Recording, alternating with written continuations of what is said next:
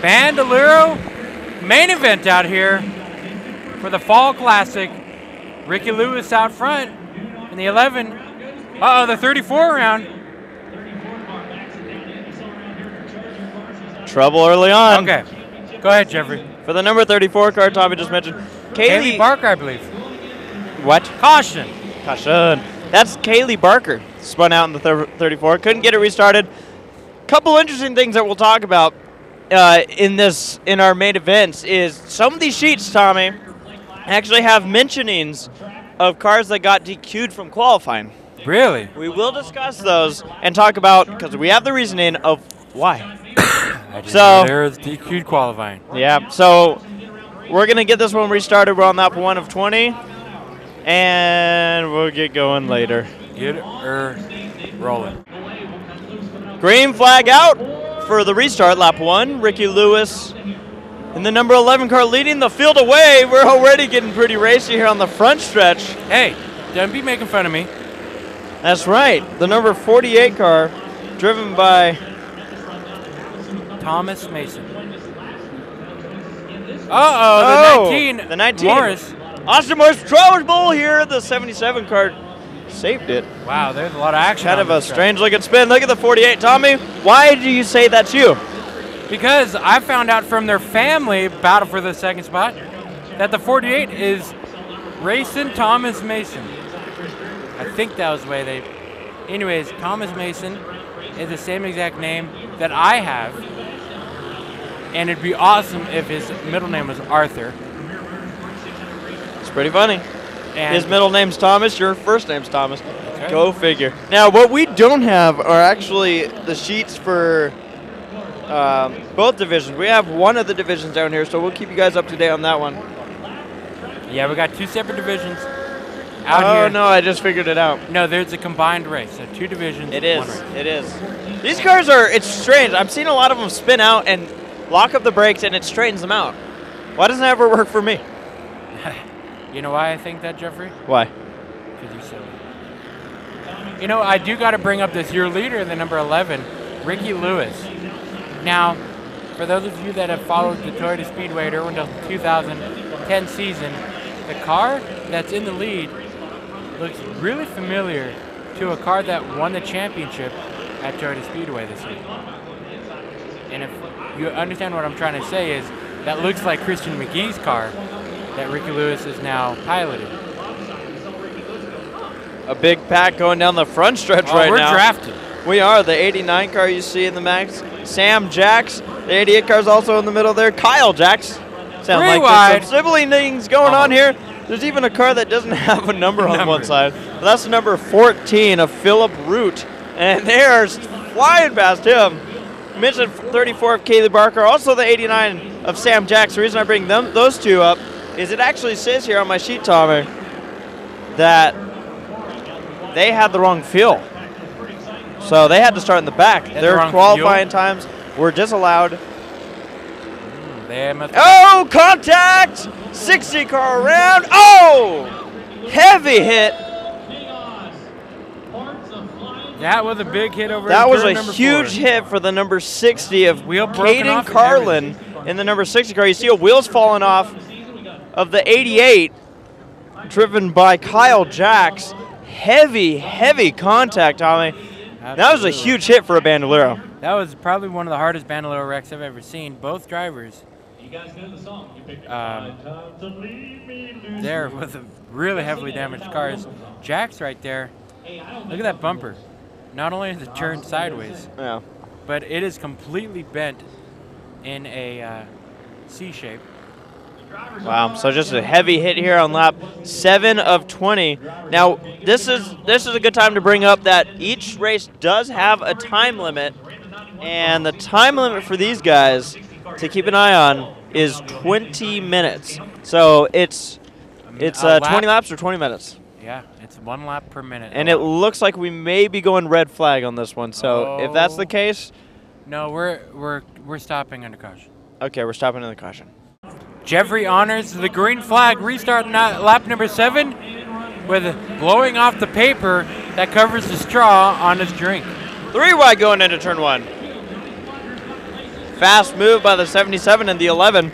77 of John Spilotro, followed by the 11 of Matt Emery. Remember that Ricky Lewis is not a regular here, so he's actually the number 11L. That's right.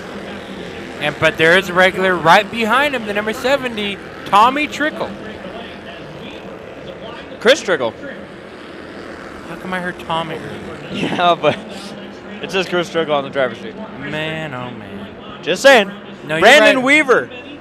Brandon Shorty Weaver, he finished in the top 3 in his point cycle, and funny enough, he wasn't even there the last race at Toyota Speedway. Correct. Well, Trickle makes a move to the inside of Lewis for the lead, and now Lewis stuck on the outside. We're watching this race on delay. Yeah. Just kidding, but watch for Weaver to make a move here. 21. Blaine Perkins. Yeah, Blaine Perkins definitely also looking like he might be a competitive guy going for this win. We are halfway. Look at these guys. They're drafting, man. I don't care what you say. Not youth. Oh, a little bit of bump draft in there coming out of turn 4. People say, oh, it's really not drafting. Some people say that. But the drivers are convinced, as well as so am I. And they're drafting a lap traffic car. Lap traffic. Here we go. Let's see how this turns out going through turns 3 and 4. Chris Trickle holding him off. Weaver was sideways right there, battle for the 3rd spot. Perkins went high. That allowed the number 11 of Ricky Lewis to get underneath of him. This really is a division where the low line is the line to make passes in. Whatever the shortest distance around a track is. We've seen it maybe once happen the other way around. At our track, at least. And look at this. And that was, ironically, with Tommy, there is pushing going on. Oh, trouble! 77 car around, and the 19 of Morris ends up in the wall. 77 of John Spilotro. Caution has not come out. They're still green with the car sit. Oh, we put one into the wall. What in the heck? He went low. He just kept turning left, or what? He just pretty much kept turning left. That is the number 6 of Carney Burke. Chris Trickle leading us away, lap 12 of 20, 8 laps to go. And the 70 car has to hold off some hard-charging competitors, including add to the mix the number 34, Kaylee Barker, who had to start in the back of the field twice this race. First time because, as listed, fuel contact. And Weaver on the line. Trickle not giving the room. Here comes Perkins to the outside. Now there's a move. Look at Blaine Perkins on the outside. I was just talking about how that's not possible, and the yellow flag comes out because a 48 car spun out. Mason.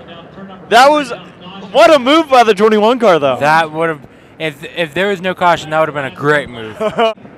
Restart lap number 13. This is going to be interesting. Absolutely. We saw what happened on the last restart. Weaver pushing Trickle. These bumpers, it's a good thing they line up because these guys have been using them all race long. Perkins made an amazing move on the last restart. Unfortunately, because of the way cautions work, they revert back to the lap. He's back to 3rd.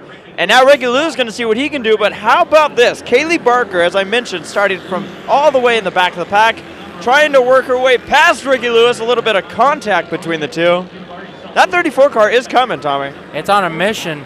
Kaylee's got that thing running. And she actually just had, this is her 2nd main event of tonight. She just ran the Chargers main event as well in the number 34. Kind of sounds familiar, doesn't it? Yeah. I was going to mention how we've heard of Barker in a 34 car. Weaver pushing Trickle into the turn. Eventually, this isn't going to work. They've done it so many times, but eventually it just seems like things get a little bit over-squirrely. 4 laps to go at the line. And these drivers, here comes Blaine Perkins again. That number 21. Absolutely. Man, oh man, we got a race up front. These 3 have pulled away a little bit. And they are closing in on a heavy group of lap traffic, Tommy. The number 70 car is the first one they'll hit. That's Taylor Hooper. And then the 07 of Tommy Trickle. That is where Trickle, the Tommy Trickle. Oh, got it. Yep. And then also the 14 cars in this mix. Oh boy, here we go. Watch this. Splitting them left and right. Who's going to make the right move here? Look at the 70 car making the right moves. They're all going to seem to sort through, and they all took different directions to get around them. Oh, my goodness. I've seen people thread the needle, one car, but I've never seen an entire top 4 thread the needle. Well, that make that top 5. That definitely did split things up, as you can see. Now the 4 car going to have a lot more time to make up. Unfortunately, the white flag coming out for him. Weaver's on a mission, though. He certainly is, but I don't know if he has enough time. But he's running him down. He is there. We've the seen number him 4 car catching up to the 70. This is going to be a race to the finish between the 70 and the 4. Chris Trickle coming out of turn number 4. He's going to hold off Brandon Weaver and win the Bandolero double feature. Wow, that was very awesome. And we got a spinner in turn 2. We do, 77 of John Spilotro. Well, Tommy, Bandoleros, great race tonight. Once again, man, these kids put a show on for the fans. And we talked about something a little bit earlier about weather and how fast it changes. Yeah. That sun just set, and I can already feel probably a 10-degree difference from where we were. And So I see behind you there is wind.